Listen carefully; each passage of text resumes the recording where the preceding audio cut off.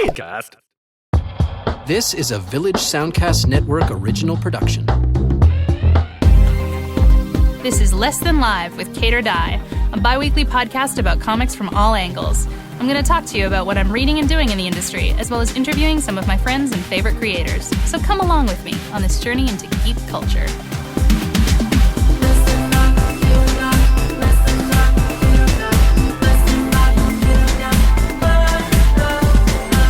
On today's show, we're back from the dead of winter with artist and colorist extraordinaire Paulina Ganucheau. Plus, I catch you up on cons and goings-on, talk Spider-Gwen and Silk, and get really self-indulgent selling you on my upcoming series, Power Up. Well, welcome back, everybody. It's been a while. I hope that you've been having a good month and a half. It's been a bit. So I took some time in Los Angeles because you should see the snow here. Really, I mean, it's the best explanation that I have. It's horrible. There's like 17 feet of snow in Canada right now. We're in an ice cave and all of us are dying. So I took some time and stayed there and also was getting a bunch of work done. To catch you up on a small percentage of what's gone on in my life, let's work backwards. So I just got back from Emerald City Comic-Con in Seattle, which is my favorite large convention of the year. I mean, I've never done San Diego Comic-Con, and knock on wood, I hopefully never will. It sounds so terrifying. But I've done New York, and I've done Heroes, and I've done a lot of other big shows. And Emerald City, you know, this was my second year going, and it definitely maintained its status as A+. It's just a fantastic show. If you live on the West Coast or if you're able to get out next year, it's usually in March, and you should try. It's a con that, you know, despite its enormous size and overwhelming amount of attendees, always seems very well run, very well organized. There were tons of people walking around to help. You know, as a guest, there were people who always came to show up to take me to my table or to my panels, you know, to make sure that I was okay. It's just great. It's just a great show. And the caliber and quality of artists that come every year is, you know, just off the charts. There's just so many people I didn't even get to talk to or see that I wanted to. And I was out there walking around all of the time.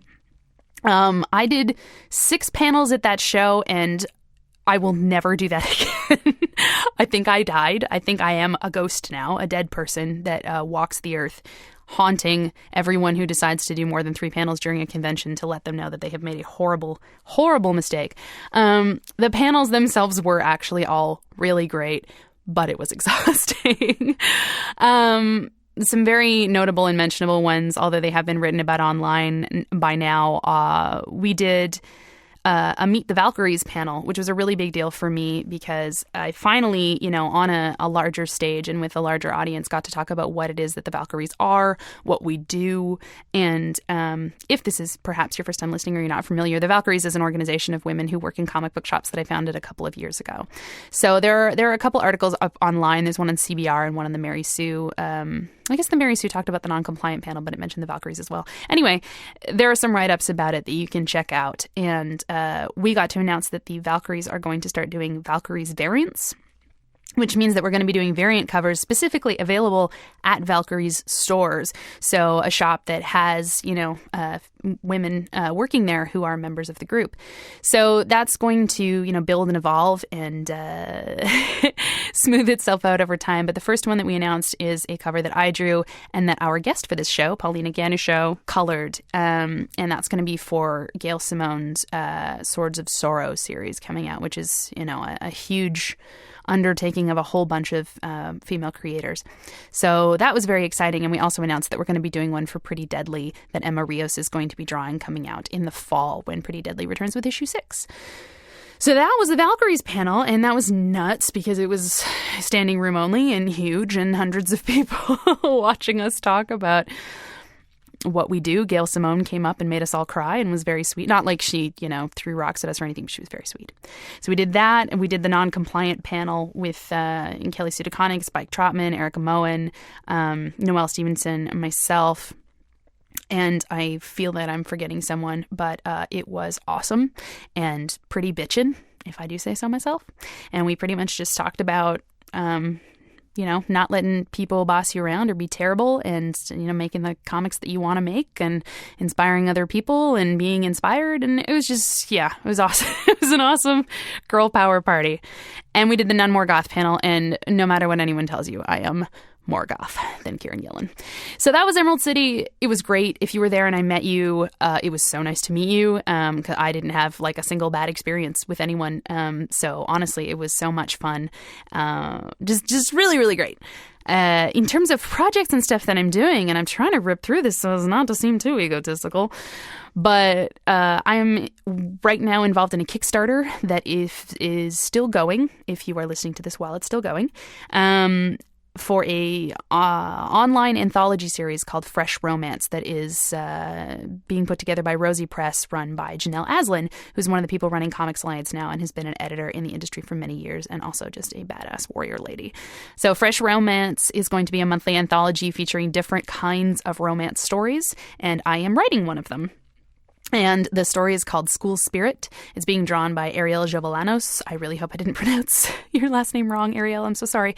And Amanda Skirty is coloring it. And that one is, the way I'm pitching it is, it's a bit like Archie, a bit like Heather's. It's a high school sort of mean girls story, but that is where the people are actually trying to help each other out. They appear to be very petty, cliquey popular girls, but are actually trying to help each other out because they're all having secret romances, and it's pretty gay. So if you want to check that out, as well as there's a ton of other contributors, and a second wave has just been announced. It's on Kickstarter right now. Just look for Fresh Romance. Very excited about it. Kevin Wada did our first cover where he drew two of my characters, which was like boner. Kevin Wada is the best. So what else? Very briefly to get through it, because I am sorry to talk so much about myself, but golly, it's been a while, I want to know how you are, but this is what I've been up to. My second printing of the second issue of Bitch Planet came out, so I did the cover for that. So they reprinted issue 2 and issue 3. I did the cover of number 2, and Robert Wilson IV did the cover for number 3. He also drew that issue. It's awesome. So yeah, that cover was a piece of tattoo flash that I drew that says, "Don't tell me to smile." So a lot of people have been picking that up, and I'm hearing that it's already kind of hard to get, which is flattering. I also just finished drawing a cover for Sex Criminals that's going to be available. I have no idea when, but I'm very excited about it. Paulina also coloring that. I'm going to talk to her a bit about that when we do the interview later on in the show, and I can't wait to see if she gets flustered or if she's totally fine with it. And of course, that Swords of Sorrow cover. So that's most of it. The second arc of Edward Scissorhands is just starting. Bravest Warriors is still going, and we're just entering into a new arc with that.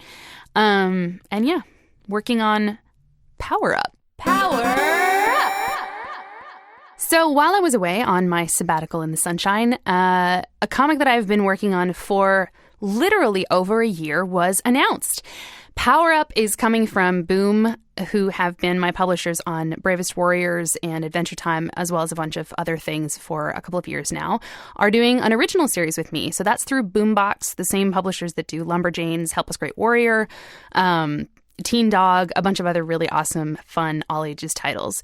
And Power Up is a comic that Matt Cummings, who is the artist and an amazing person and a good friend of mine who lives also in Nova Scotia, and I have been working on, I would say probably since September of 2013, that we've been trying to put this together. It is crazy how long it takes to do things in comics. The series itself is a magical team story, and what it is about is a group of people who are very unrelated. It's not a group of friends like in Sailor Moon or anything like that. They have nothing really to do with each other other than that they all sort of live in this mid-sized city. And they all simultaneously receive these intergalactic powers. So they get these abilities out of nowhere with no explanation, and all of a sudden, each of them finds themselves with these different new abilities, and in a very short span of time, they start getting attacked by aliens and warriors and ne'er-do-wells from all over the galaxy who start showing up on Earth. Now, the thing that I really want to do with this series, and that has always been my goal, is to tackle the idea of people who in one way or another have plateaued in life or who have kind of settled and who are forced to change things up and to reevaluate and, are shaken up by these powers. Because a lot of time, I grew up on magical girls and I love Sailor Moon. You, as a regular listener, if you are, you know that. But I was always fascinated by the idea of what if those kind of magical girl powers went to people who not necessarily didn't deserve them, but never would have wanted them or aren't the number one people to deal with having powers like that. So Power Up is, it's, a girl in her mid-20s who kind of has an arts degree who's working retail, which, it's going to sound really autobiographical, but honestly is the case with about 80% of the people that I know. Just people who, went to art school, did college, and then realized that the job market out there is not as amenable to artists as we might like to believe. So, that was a big deal. So she is one of the people that gains powers. There's also a guy who peaked in high school, who was like a lacrosse player and a real, beefy dude who now is kind of a construction worker, still lives with his mom. And the third character, Sandy, is a very overworked mom of two teenagers who is trying very hard to keep her entire life together while everyone around her is sort of apathetic. And also a goldfish named Silas. So I feel like, I've done some interviews and stuff about that, but when someone else is editing what you're saying and someone else is putting out a piece, you don't always get out the explanation that you really want or the description that you really want. So that's Power Up. Obviously, there's a lot more to it because I love to do things in layers. I love there to be secrets and I love things to unravel. But that's what's coming. And Matt Cummings is one of my favorite artists, and he's someone who I've loved and who I've worked with a number of times. And just, he's a buddy. He's just a cool buddy. And he's been doing a webcomic called Battle Dog with, oh my goodness, I'm going to forget his name right now, but I'll add it in later. Andrew. I feel really bad about that. Andrew. So they've been doing this comic Battle Dog together forever. And it's just a really fun, also very sort of anime and magical girl inspired webcomic for a couple of years. So that's, the biggest thing that Matt has done kind of on a regular basis. And now we're doing this comic together. And that's really exciting. Andrew Duff. I looked it up. He's a friend of mine, but you get in front of a microphone. Anyway. So Power Up is coming out in July. I think it's coming out in time for San Diego Comic-Con. But, I got a podcast. You're already listening. I might as well tell you about it. So you should check it out. And I will let you know more as it develops. What is Kate reading?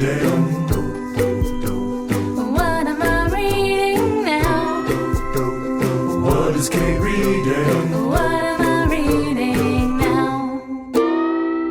So that's a really good question. What am I reading now? I haven't been here for a month and a half, but oh my God, I've been reading, trying to keep up. It's very hard to keep up on all of your comics when you are traveling all over the world, which makes sound really pompous, but it's a lot. I've also been buying a lot of comics and leaving them with my boyfriend to come back to. So here's some things that I think are very notable that have been out in the last little while. And I know I'm behind, and by our next episode, hopefully I will have caught up on even more new stuff. I'm sure I will. I'm around. I read a lot. But since we've been here, since we've chatted, since we've talked, Spider-Gwen. Obviously a huge thing. Very excited for that to come out. I remember talking about being very excited about it. But this series, which, launched from the Edge of Spider-Verse #2 issue that came out, a while back, is now an ongoing series. And that is by Jason Latour, who's the writer of Southern Bastards, which is also an amazing series.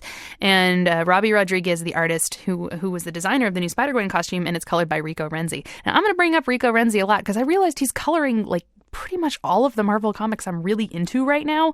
So take a shot every time you hear his name. And then you'll have 3 and it'll just be a nice night and then you can go to bed. Spider-Gwen's really, really awesome. I'm excited about this new series. I think it has a lot of potential. I'm excited to see it, figure itself out and really build a world, because I think that's how comics like that really survive, especially when they're self-contained. Miss Marvel has done that so well, of building and establishing cast in her family and her friends, to really make you feel like you can read that comic without reading, 400 crossovers. And I think that if Spider-Gwen really does that and really kind of locks down and builds its own world, and I'm so excited to see what happens with the Mary Janes, which is the band that she's in this alternate, world. So far she's faced off against the Vulture. That was really fun and weird and dealt with Spider-Man. But you should definitely check it out. You don't really need to know very much because it is that sort of Elseworlds vibe. Spider-Gwen. It's just so good. I was so excited for it for so long, and I'm glad to see it live up to expectations. One that completely took me by surprise because I was not looking forward to it. Not that it's not great, but just that, I hadn't really heard of it, is Silk. 2 issues into Silk so far. There may be a third one that I haven't picked up yet, but the 2 that I've gotten are fantastic. I honestly think, and I mean, Spider-Gwen is really, really awesome, and I don't ever like to, compare, but Silk sets a really, really strong foundation for a new series. I don't know that character. I've never read about that character. It was totally new to me, and I picked up issues 1 and 2 and completely fell in love with that character. Cindy Moon, who is Silk, is this character who has, those similar spider powers, but lived in a bunker for a really long time and is now out. It's a lot better than Kimmy Schmidt in terms of things about people that came from bunkers. But it's so great, the art that Stacey Lee is doing. So hey, it's really awesome to have a woman artist on a Marvel series, much like Squirrel Girl. But yeah, it's established itself really, really well. It's like a series that just kicks off with a great pilot, if that's a better way to explain it. But a cool action-adventure series that has a different art style. If you're not really into that very typical Spider-Man, Batman, superhero, over-muscled, very gritty art style, definitely check out Silk, because it's super visually appealing and the characters are really, really well written. So Spider-Gwen and Silk, like an awesome combo. I'm really into them. In other superhero stuff, well, it's not really superhero, but Gotham Academy is really hitting its stride. It came out with its Endgame issue, which was kind of a self-contained separate issue. So did Batgirl, which was great, but I really loved the Gotham Academy one. I love the weird supernatural world that Gotham Academy is doing. It was often compared to Harry Potter because it has that supernatural aspect, because it takes place in a boarding school.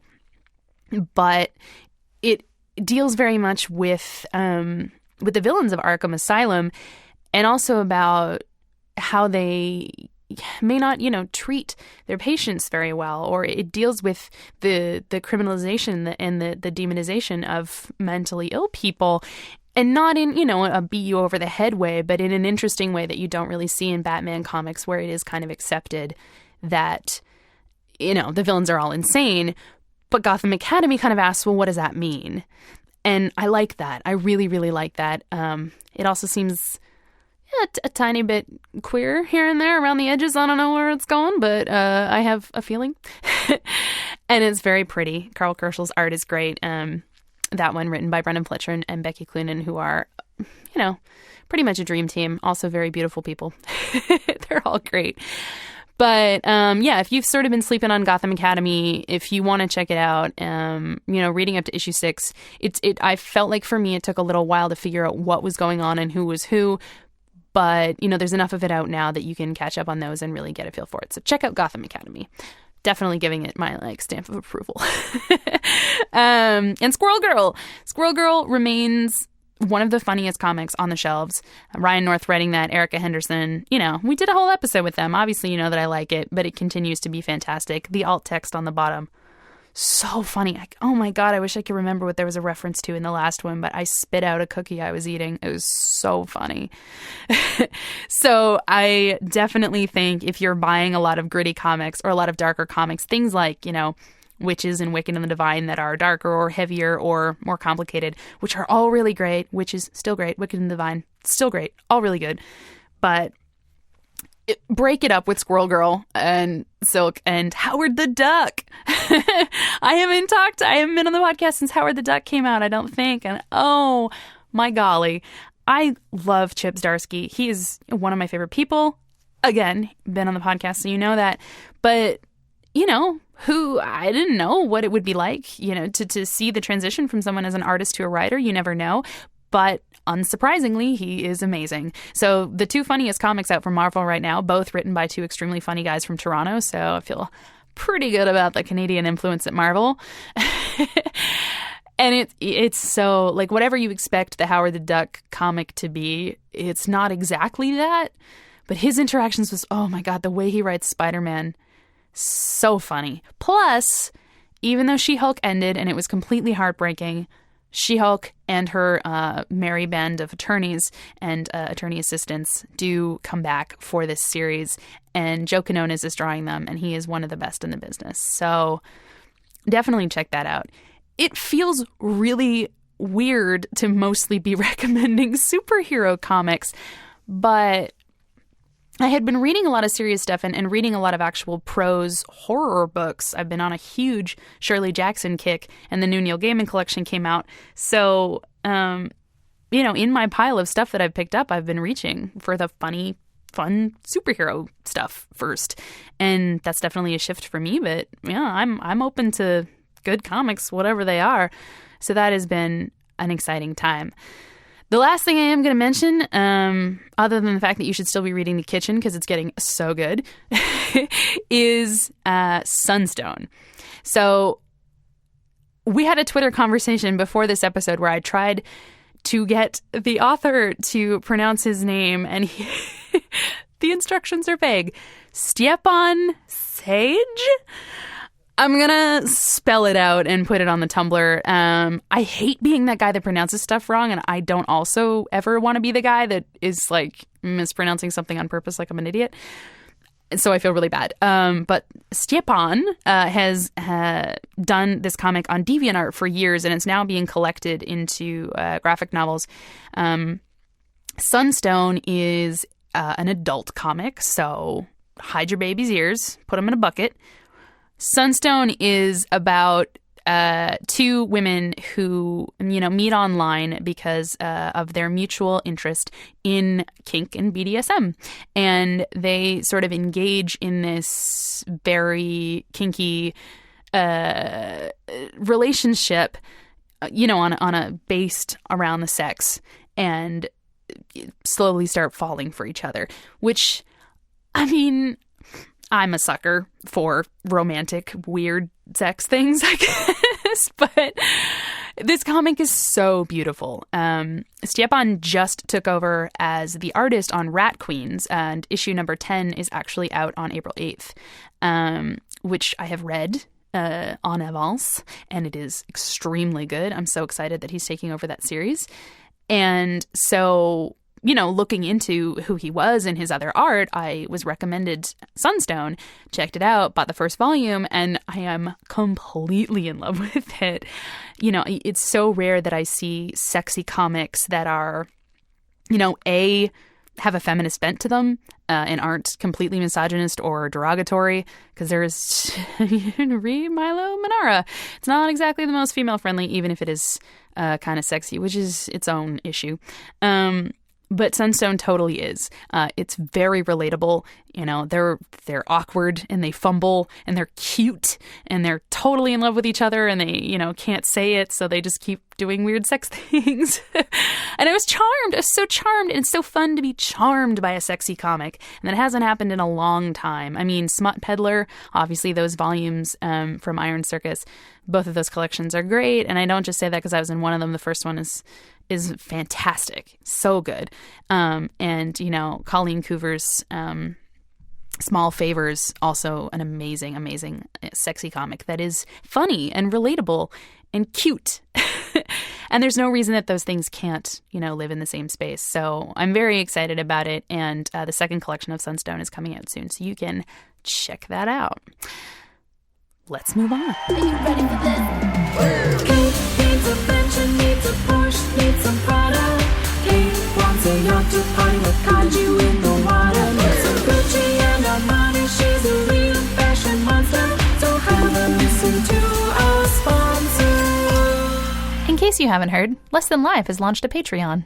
If you want to know what that is, good news, I'm going to tell you.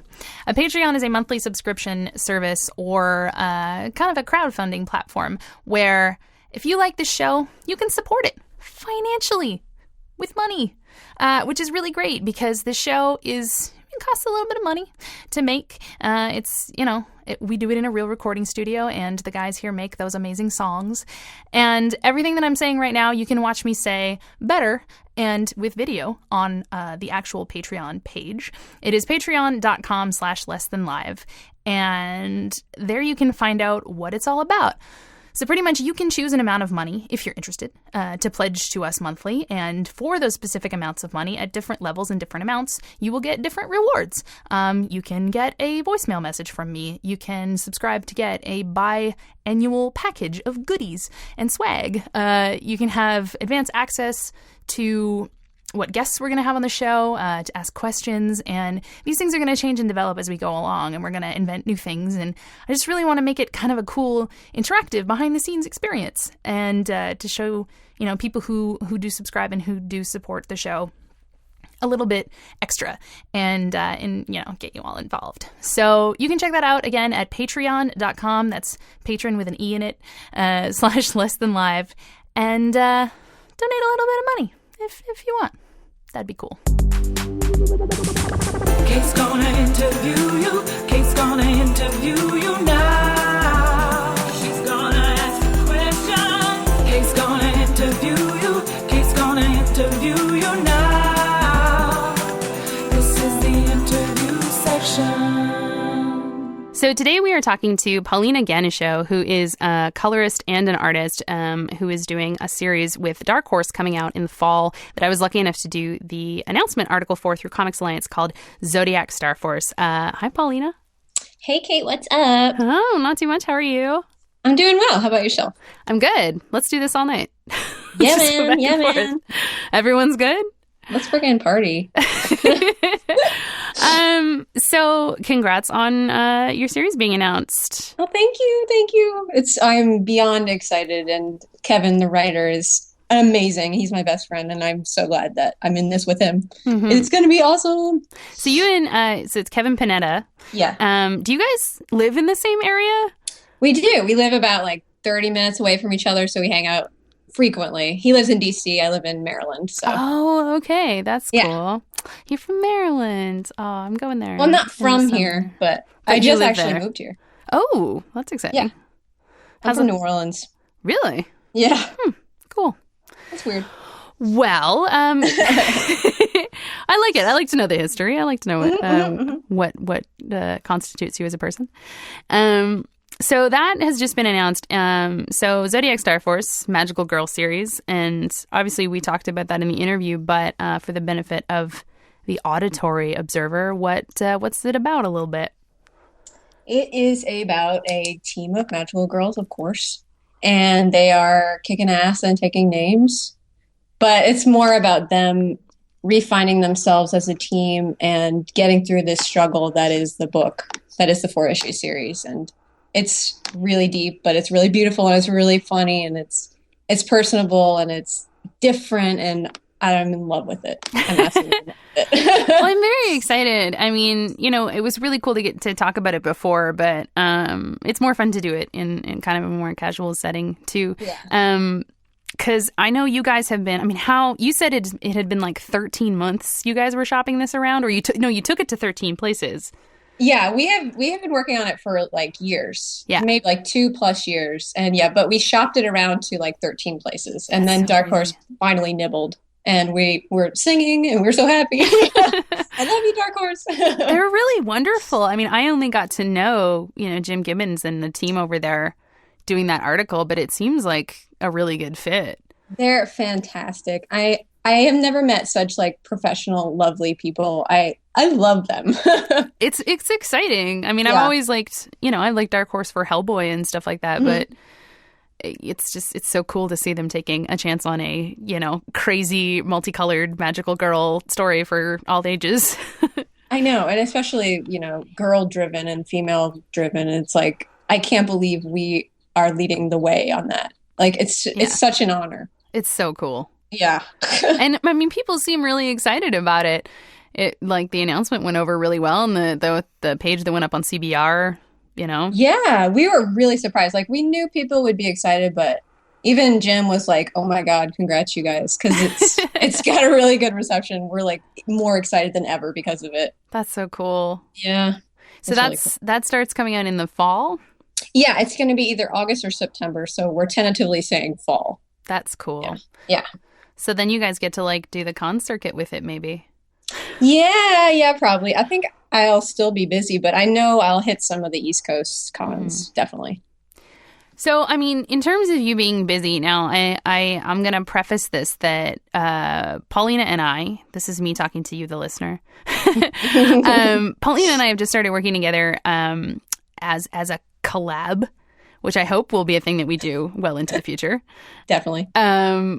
Of me drawing and Paulina doing the colors for some covers for a couple of things, which is like I've always wanted to work with you. This is same. Ditto. Ditto forever, girl. But we're both so busy. Yes. So committing to like, a project is unthinkable a lot of the time just for how much we do. So that was really exciting. And it's not a thing that I have ever done before. You're the first person that's ever colored anything that I've like done the line work for. Are you serious? Oh, yeah. Oh my God. I'm so honored. I've always colored everything myself, and I have, a middling at best understanding of color. I just learned through Photoshop. Your technique is great though. Like thank you. everything you do, it suits your liner very well. Thank you. Well, But it took it to like a whole other level. It was so exciting to see, to get that stuff back and to have, just the color holds and all the different gradients and the textures of everything. It's just stuff that I am not proficient at all. And so it was really, really exciting. So that was part of why I wanted to talk to you. I mean, not just about Zodiac Starforce, because obviously that's very exciting, but I think a lot of people in reading comics and being comics fans don't really understand how much a colorist brings to the table. That's true. Like when I send you line work, I mean, I work on that and that's cool, to get all the shapes, the people. Yeah. But you bring it to life. And that was like, it's kind of a kick for me almost in the pants to be like, damn, when you get a professional. So the thing I wanted to ask, and I know the baseline question of like, how did you get started is sort of a boring one, but like, did you study, into coloring, or was it illustration and then you kind of ended up in coloring? Well, I've, of course, every artist is going to say this, but, I've been coloring my whole life, or, doing art forever, as long as I can remember. But I don't know. I've always been interested in like palettes or just like seeing how colors work in real life. And I take a lot of my inspiration from real life, like especially in school, they tell you to do that. I actually went to school for sequential art, and they did teach a coloring class. It was just one, but a lot of my techniques and style is self-taught, or just pulling from what I like and pulling from what's around me. Like, people don't say that enough, to where like, if you see a palette you like, just take the colors. Like, you're not stealing anything. I mean, it's just colors everywhere. It's for everyone. It's amazing. And I don't know. Color, it blows my mind. It literally blows my mind. Well, it's something that I've always really liked because, I you did a backup for Bravest Warriors, which is really cool. Yeah. But the thing that, I think always jumps out so much to me is your color palettes. I mean, it's these pastels, it's these crazy gradients. It's how everything is so just lush. And it really is very reminiscent of like, Sailor Moon scenery and stuff like that, where everything is very, there's a lot of pinks and purples and dreamy. Yeah. Well, yeah, obviously. Because my palettes are really feminine, but they're really bright too. Yeah. Which I like. It's almost sort of aggressively feminine. Yeah. That's me. I think that's the way I would describe it. Yeah, that's perfect, actually. I love it. That was like why I wanted to do it for Swords of Sorrow, because I was like, this is such a... I don't know. I mean, the comic's like cheesecakey and very action packed and everyone's very like hard and serious. And I was just like, I want it to be Shiny. shiny. So, I mean, when you take it, a lot of the time you're coloring your own stuff, but when you color for other people, like how do you start just flatting everything? Do you have like I know like people like Anthony Clark have like an auto filler for different sections that then they work from. Like give me an outline of your process for the layperson. Sometimes I flat my own stuff. Lately, since I've been so busy, I hire flatters and they do great jobs. Like they will take random colors, or sometimes they want to put their own palette on the page and see what happens. But they usually start it out. They fill in each shape, so it's easy for me to go in and pick my own colors. Right. But sometimes my sister, actually, Paulina Ganucheau, she flats for me quite often, and I love her palettes. So I actually don't change them that much sometimes. She flats for Crystal Cadet sometimes, and oh, cool. Yeah, I love that. But so it starts with flatting, and then I do like a block shading thing over the entire page. Mm-hmm. And I'll separate them too. So I'll like shade the background and then I shade the characters. So it's like it's easier for me to differentiate between the two things, because I do a lot of like you said, gradients, and that's harder when it's all in one thing. Right. So yeah. And a lot of color holds. Yes, I love color holds. Every time I do this podcast, I realize I'm like, I need to explain what these things are because I'm so steeped in the industry. But I know. Color holds are when you color the line work itself. Mm-hmm. Yeah. And a lot of the time, I feel like your stuff has sort of like a glow to it in those lines. Oh, yeah. Which is very cool. I use a lot of like bloom and like gradient overlays in my work just because I love that. Like, I don't know. It's like soft. It's hazy almost. It's like soft focus comics. I don't know. I love it. Mm-hmm. It's a very specific style, and you can tell right away. Yeah. Which is cool because I think a lot of the time with colorists, you might not necessarily know them to look at a comic. Mm-hmm. You might not know, oh, those are Jordy's colors or Rico's colors or Betty's colors. I'm a colorist fangirl. I like ever since Christina Strain on Runaways. Oh my God, yes. Those pastels. Mother may I. She was one of the first comics professionals that I ever approached. Ever. Really? It was New York Comic Con in like 2012 before I was doing any. It was either 2012 or 2013. It was when Womanthology first came out. Mm-hmm. And I didn't know anyone from A Hole in the Ground, or like nobody knew me for sure. Uh-huh. And I walked up to Christina Strain and I was like, oh my God, are you the colorist for Runaways? And she's just like, no one ever does this. That's amazing. I bet you made her entire year. She was pretty excited. Yeah. From what I could tell. I was just like, oh, your palettes are so amazing. Your muted rainbows. Oh my God, I love it. Well, I just, a lot of people kind of take both colorists and letterists for granted, I think. They do. They really do. It's like if every colorist and every letterist went on strike, comics would be in trouble. And just ugly. Yeah, and ugly. I know the difference between when I color my own stuff now and when I have someone else do it. Well, it's not like it's terrible, but it really, really adds something. And I really do like this push in the industry to credit colorists. Definitely. And I can't believe it wasn't done like automatically before. Yeah. And I love that people like Jordy are so vocal about it and really do push for it. And I always try, now even on the podcast, I try actively when I'm talking about comics to mention the colors. And, I'm working into letterists. I'm getting better. Yeah, letterists are still struggling. I hate that too because they're so important. Well, it's like even... it's a thing that I've tried to do, but when I'm getting the information together for the show, a lot of the time, even looking up a comic, like if I don't physically have it, you can't find who the letterist was. I know. Like it's not listed online. Yeah. It's not fair. It sucks. Yeah. It's very strange because I think it adds, I think one of the first times that I really noticed it was in the Fiona and Cake miniseries because Britt Wilson did those letters. Yeah. And that was like, that added a whole other level to that comic. It was beautiful. Yeah. It's really amazing. Yeah. So, it's I'm really interested in delving into those sort of not just writer, artist, but all the different elements. So, okay, another question, recoloring. When you're done, on average, and this is on average, how many layers do you end up with? Oh man, that's a good question. It really depends. Sometimes it is a lot, but sometimes it's not. It depends if I'm doing a cover or a page, honestly. And A which cover one? has way more layers usually because I use textures way more. I use way more overlays. I'm way more like finicky with my things. Yeah. But yeah, I have of course have had 100 layers. Oh my God.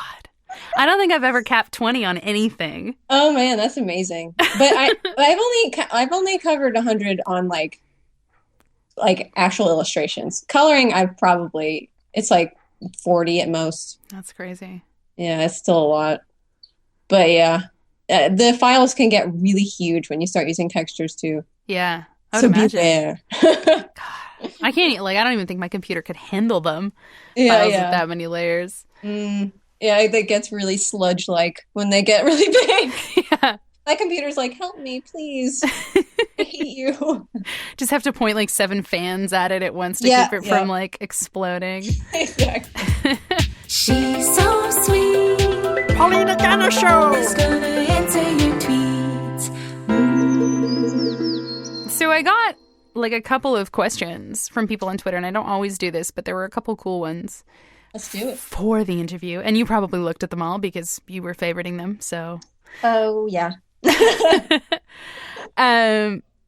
but my friend Juliet asked, you know, when you're coloring, do you have like a specific soundtrack or things that you listen to, or like a headspace that you need to get into to do it, or is it just kind of whatever?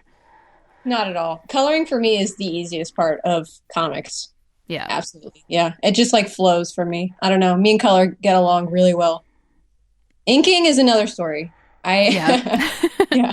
But we're not talking about that. Well, we Yeah. can.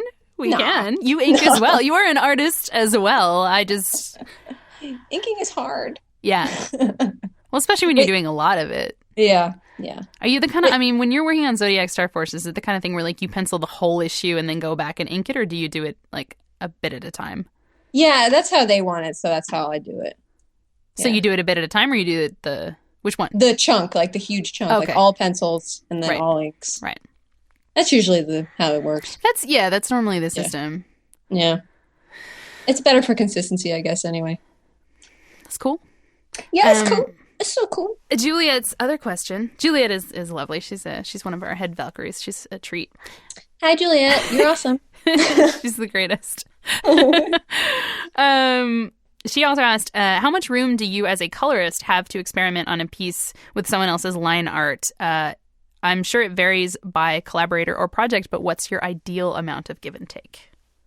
Honestly, everyone I've worked with so far has given me like free reign. They're just like, do whatever you want, like outside of character colors. Right. And I love that. I love that they trust me and they're just like, they love my stuff enough to just let me go crazy. Yeah. But of course, they do have edits sometimes. But yeah, it's awesome.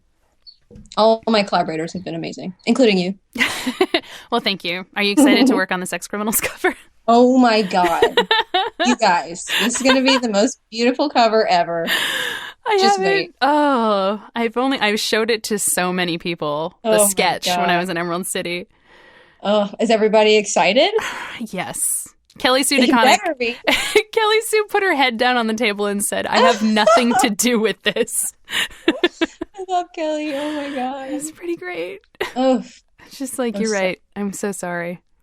I'm so sorry. no. This is a dream realized. I can't believe you agreed to do it.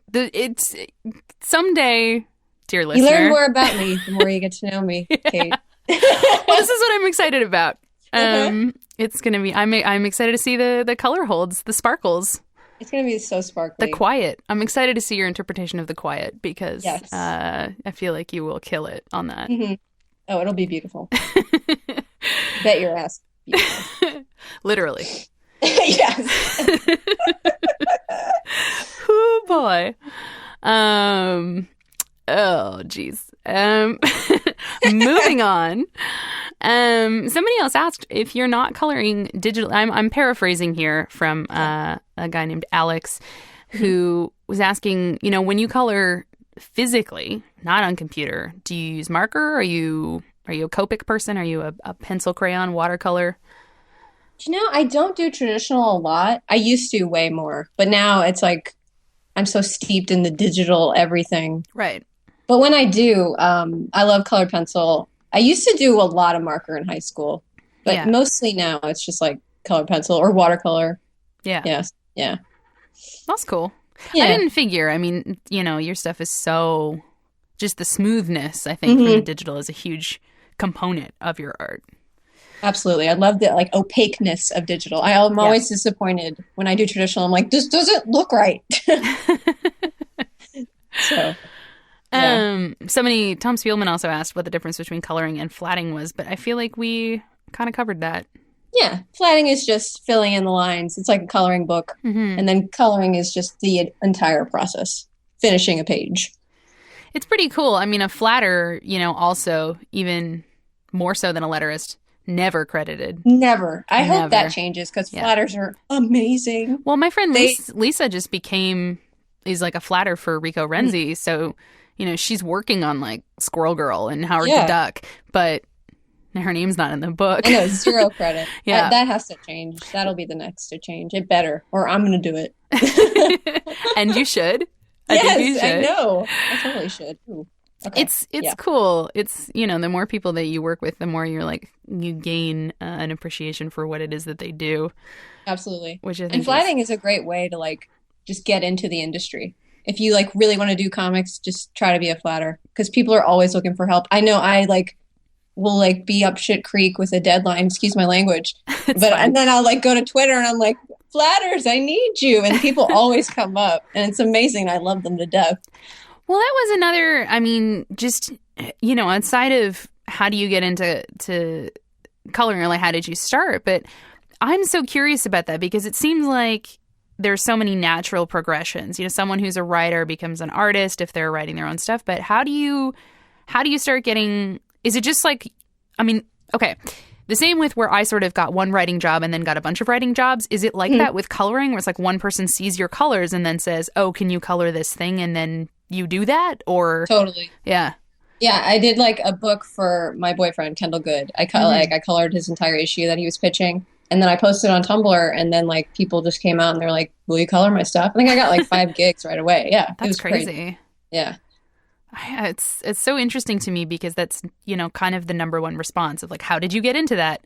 It's like, I just did kind of fall into it. Yeah. I did it once. Yeah, exactly. Like, people liked my letters, so now I'm a letterer. Exactly. I love that it's like that, but it can be difficult. Yeah. It's like right place, right time a lot of the time. Mm-hmm. But it must be exciting to be doing, with Zodiac Starforce, like you're doing the art as well. So it's kind of like all you. I love it. It's really daunting, but I really will enjoy that. I have like full creative control. Yeah. I know it's going to kick my ass, but I'm going to do a really good job. I may be dead by the end of it, but yeah, it's exciting. But I'm so happy to do art. It's just the 4 issues, right? So yeah, hopefully more. Always, every time anyone I like gets a series, I'm like, but I think that it is this weird precedent in the industry now where you have to pitch everything as a miniseries. Yeah. Like nobody wants to take a risk on an ongoing unless you've been in the business 10 years. Yeah. I think it is a smart way to handle things, but it's also scary because you're like, it could be over. Yeah. But it's like, I guess at least you have this.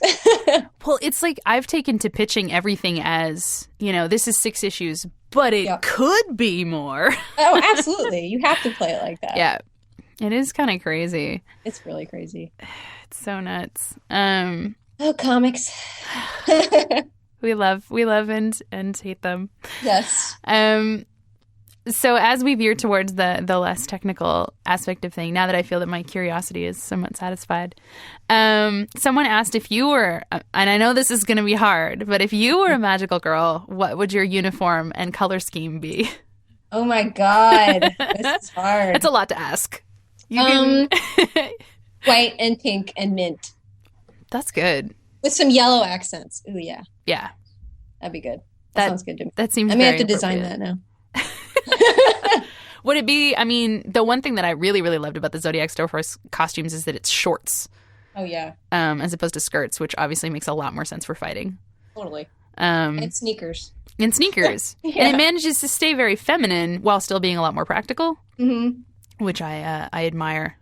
I love that. Well, I adore shorts. Even if I'm wearing a skirt, I have to have shorts because, you don't want your booty shown. So, yeah, it's like if you're beating monsters, why not shorts? Exactly. And they still have their sexy legs out, but they look great. They're sexy legs. They're sexy legs. They're pretty cute. I'm excited about those characters. Well, that's good to know. Would you be like a gem? Would you be a moon, a planet? I would design myself my own Zodiac persona for sure. I like that. Yeah, Scorpio. Right. Even though they will all show up, but I mean, why not? Who cares? I can do whatever I want.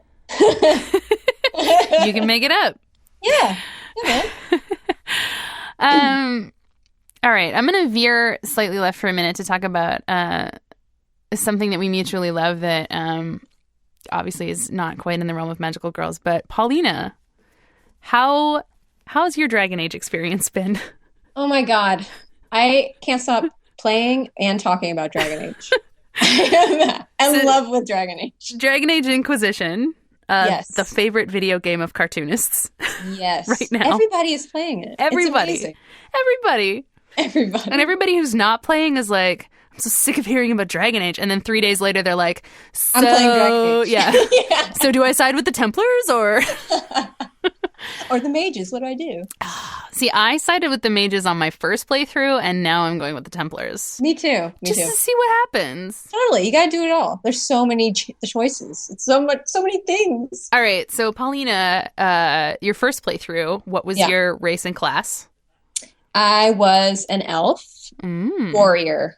Oh. Two-handed weapon. Wow. What was your specialization? Oh, what was I? Oh, God, I can't remember. I don't think I used my specialization very much because I was kind of disappointed with it. I think, champion. Right. Champion. Much more importantly, who did you romance? Oh, my God. I romanced Cullen because he is a hot ass. Cullen! Cullen is probably like the only romanceable option that I did not even consider. Okay, here's what happened. I wanted to do Solus, but then I started too late and he wouldn't love me. So I was like, screw this. I gotta get some ass. So I went after Cullen.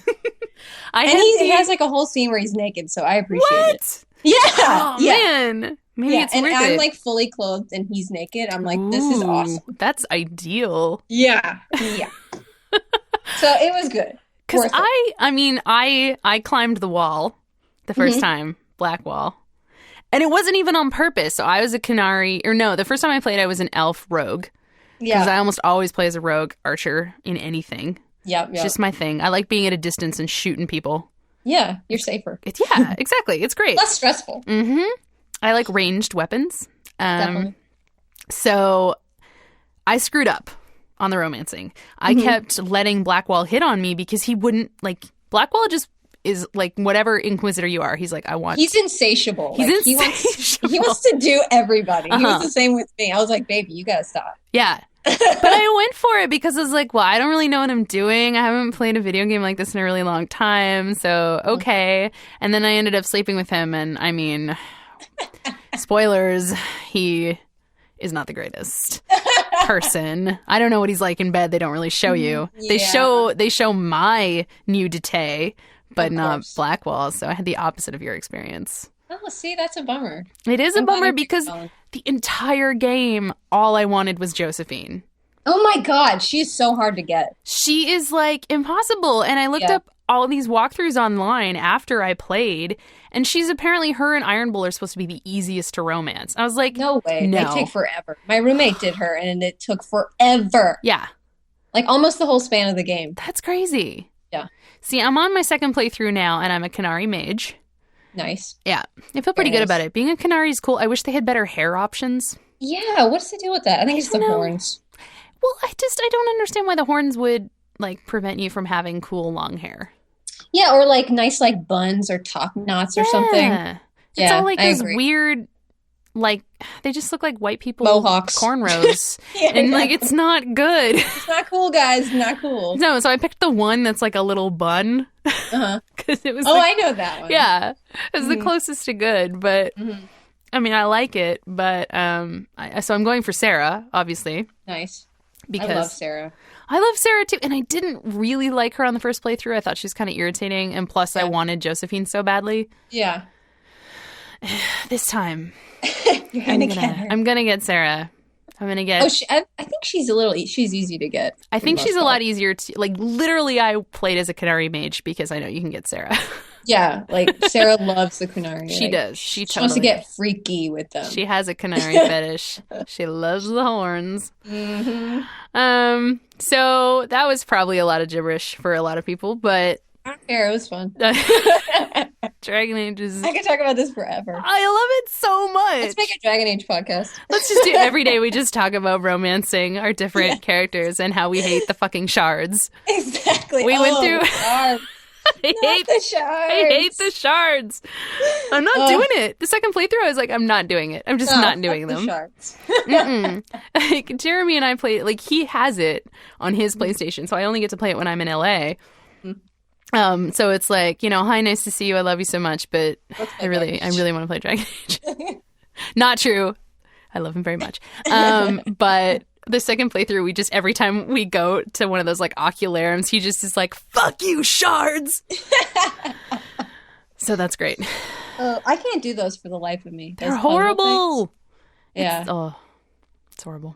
The game engine of just trying to climb those stupid hills. Oh my god. Yeah. It's like Qbert. Did you ever play that game? Yeah. Yeah. It's like Qbert. The guys in the podcast room just both went, yup. You guys know. You know. They know. What did you say? Coily? Oh, the coily's a snake? Oh my god. Coily. I have cheerleaders here. It's great. So if you're not playing Dragon Age, obviously you should, because Yes. it is the best. We recommend it. We highly recommend Dragon Age Inquisition. Yeah. Along with the rest of the world. So the first playthrough, did you side with the mages? Yes, I did. Yeah. Because, I mean, that thing where they show up in Val Royeaux and are, like, awful to the Chantry, I was like, I can't side with you. Yeah. You're Yeah, that was terrible. awful. You just, like, Jeremy was like, maybe they're not all bad. I was like, No, they suck. they're awful. Although when you do, they're actually not that bad because they're No, that's just true, ruled by that's evil true. people. I'm ruining won't the spoil game anything. for everyone who hasn't played it. Nah. Nah. Nah. Andraste, forgive me. That's the maker. Every time I call him, he's like, well, let's see what we have. Oh, yeah. God damn it, Josephine. Oh my god. I do so many like stupid quotes like that from the game. There's one when you're like in a battle, somebody always screams, "Kill the warrior!" And it makes me laugh every time. I don't know why. I love it. I love the I would like watch a movie of the interactions between Cassandra and Iron Bull. Oh man, yeah. Like a I wish whole you could movie. like ship your own like characters Yeah. or like, you know, your teammates. Yeah. That Just sucks. make them fall in love. Totally. Yeah. We need like matchmaker Dragon Age. Just that. Yeah. Well, it was so funny because Jamie McKelvey was tweeting about playing Dragon Age before I had even started. And he was talking about having some difficulty with one of the romance quests. And somebody was like, why don't you just play the game for like the adventure and like not focus on the romance? And he's just like, Dude, what's wrong with you? I know. Like, the dudes care too. I remember Jeremy like patting my head as I fell asleep, being like, "Josephine will love us someday." Oh, is he trying to get her too? Well, we were playing the same character, Oh, okay. so we were both very invested Yeah. in Josephine someday. We'll get I really went off track. I was like, "We'll talk about Dragon Age for a minute," and yeah, then, I'm sorry. I'm sorry, everybody. and then I was so excited to talk about Dragon Age. So I was going to say some stuff about magical girls, but I don't. I feel like we've pretty much covered a lot through both our interview and this conversation. So Paulina. Yes. And this can go for cartoons as well, but what are you reading or watching right now that you are really into? Oh, so many things. Reading. I'm reading Squirrel Girl. I absolutely love it, as you mentioned before. Mhm. It's a perfect comic, I Yeah. think. I'm like utterly in love with it. And along with Spider-Gwen, oh my God. Crushing it. Spider-Gwen's so good. It is so good. And Silk and Gem, I love as well. Both amazing. Oh, Jem is so great. Oh, Gem is so good. I cannot wait for the next one. Like, I Mhm. read the first one, and I was like, this is it. This is it. It's so fun. I'm so happy all the like female driven comics that are out right now. It's like, ugh, it's amazing. It feels pretty incredible. Yeah, I love this change in comics, and I hope it just keeps on going. Yep. Me too. Yeah, man. Me too. I want a And renaissance. Batgirl. I love Batgirl. Mm-hmm. What's up, Babs? A Less Than Live alum. Yes. Babs is awesome. And you are... I want to talk about Steven Universe, but I also don't. I was just about to say, if we're talking about cartoons, Steven Yeah. Universe is my number one. Steven Universe is the greatest. It's like my favorite show now. It's so outside good. of Sailor Moon. Yeah. Are you Yeah. still watching Crystal? I am, because I hate myself. So I tried to like sub in the latest episode or like no. one of the more recent ones that Chibiusa was in, and I was like, no. this animation, It sucks. it's so Like, bad. it's not even the animation. It's like the pacing. It's like the way they're handling the characters. It just sucks. Yeah. And they say they're following the manga, and I'm like, no, you're not. No. What Because is this? I didn't grow up reading the manga. Like, I didn't have access to it. I just watched, the Yeah. dubbed show Yeah. on YTV in Canada. Yep. And that was all I had. And I just started reading the manga like last year when they Oh my reprinted God. them. Oh, yeah, I'm rebuying those two still. They're Yeah. beautiful. Yeah, I got up to volume 5 that I Mm-hmm. read because it's just such fun, like when you just want to not read anything gritty or sad or Absolutely. complicated. Yeah, it's just like delightful. It's like eating cake. It's candy. It's just Yeah. candy. It's just great candy. Yeah. But it is, as much as it drives me absolutely crazy how often they say, oh my God, the silver crystal, like Oh, yeah. in quotations, Mm-hmm. that drives me insane. Yeah. But everything else about it is just so pretty. Mm-hmm. It's Yeah, so pretty. sometimes the writing is kind of repetitive, but it's like those mangakas, they have to pump that shit out. So it's like I know that they're going like a million miles an hour. Yeah. So I have so much respect for them. I'm curious to know, this span of like how quickly those were coming out. I know. I don't know the absolute timeline, but I know sometimes it's just crazy. Yeah. Like they never do anything else but work. Yeah. Like and I live like that, but I can't imagine. I know they are like 10 times like Well, they yeah. do 10 times the work I do. But you take breaks to like, Play Dragon Age. play Dragon Age, go out every once in a Go while. outside, take Yep. a shower. hmm And I can't, obviously you can't do something like that monthly, but it's near that level. Yeah, For some it people. definitely is. Yeah. I can't even imagine I that. can't imagine. I can't imagine. Nope. But, yeah, so Crystal sucks. Yeah, Crystal sucks. I feel like only diehard Sailor Moon fans watch it just Yeah. because they feel like they have to. Yeah. Because that's where I am. Well, and I am a pretty diehard Sailor Moon fan, but man, and like I try really hard for, the podcast to be positive. I try to be like, here's some great stuff, but man, I can't say anything nice about Sailor Moon No, Crystal. there's It's just like really bad. nothing redeemable about it outside of like maybe like 10 minutes of animation that's okay, like across all of the episodes so far. Mhm. And that's sad. It's not great. No. And it's just like Toei is laughing at us. Yep. Toei Animation, what are you doing to me? You're killing me. You're killing me. But we have Steven Universe, which Oh my is God, thank God. Rebecca Sugar, you're amazing. I love you forever. she's a queen. Oh my God.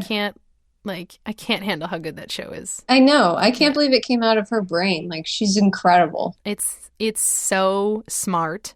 Yeah. And difficult and complicated and Yeah. oh man, I had this I was talking to the guys in the studio about it, but Chris Roberson, the guy who wrote iZombie, he and I were, I'm gonna say, very intoxicated. I was trying to think of a nice way to say that, but no, There's no nice we were way to say hammered it. at Emerald City Comic Con last weekend, and I didn't know who he was. he was just like this dude that I had been on a panel with, and I shockingly don't know everyone in comics.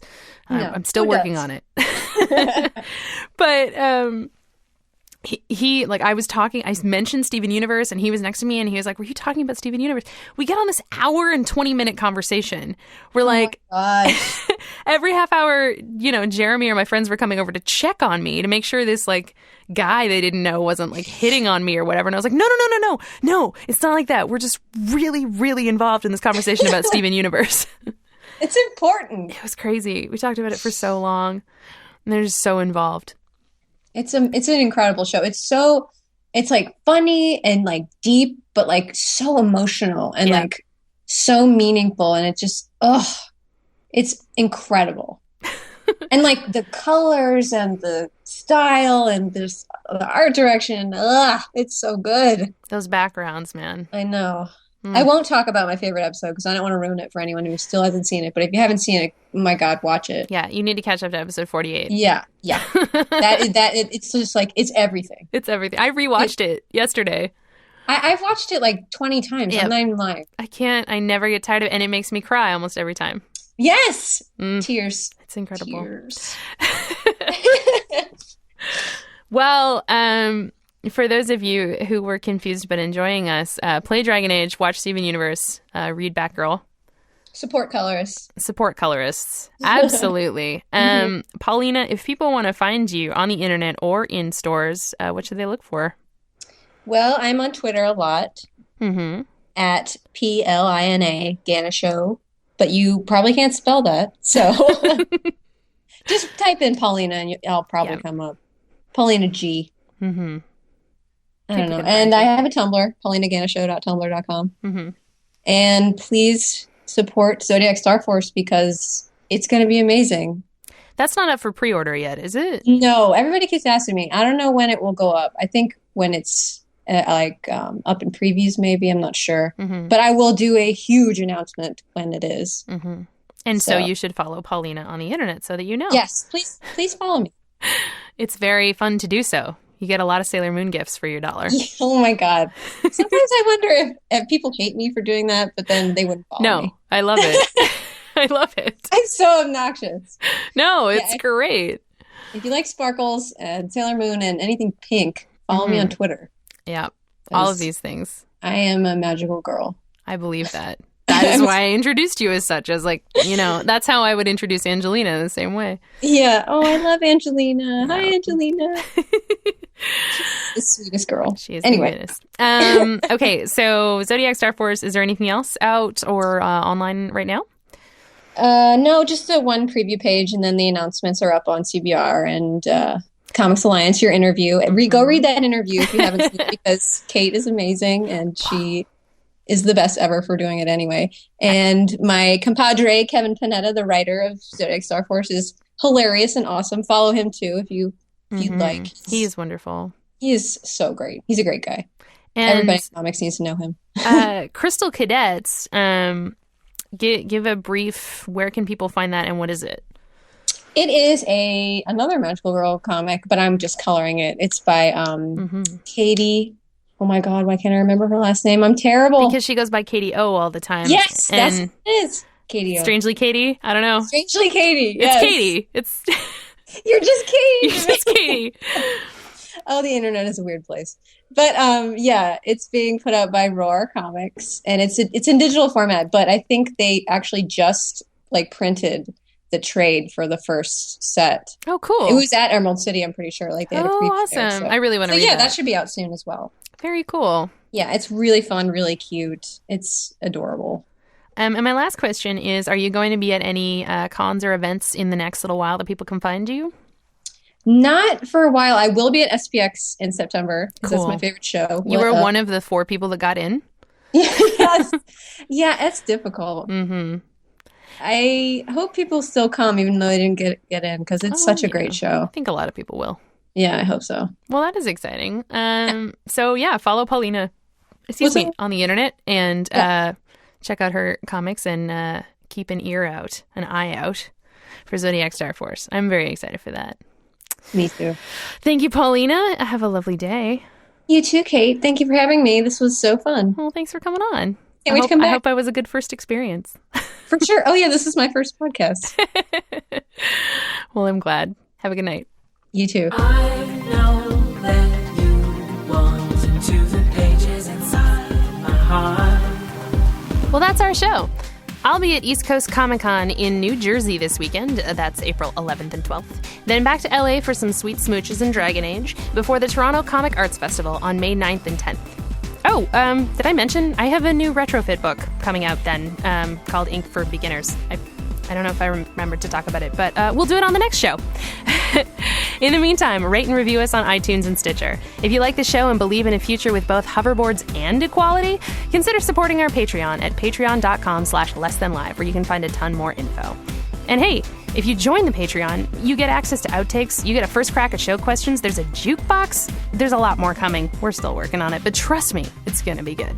If you've got questions or want more, you can find us on Facebook or on Twitter at LTLcast, and you can get show notes after every episode at lessthanlivecast.tumblr.com. Stay warm, you guys. This winter has to end sometime. I'll miss you. Oh, hey, sorry, one other thing. Winners of our last contest, don't worry, we haven't forgot about you. I just frigged off to the US for a while. We're going to get to you. We have prize packs coming, and we're going to be in touch. And we're going to do more contests in the future. So, hey, even if you didn't win, stay tuned. We love you.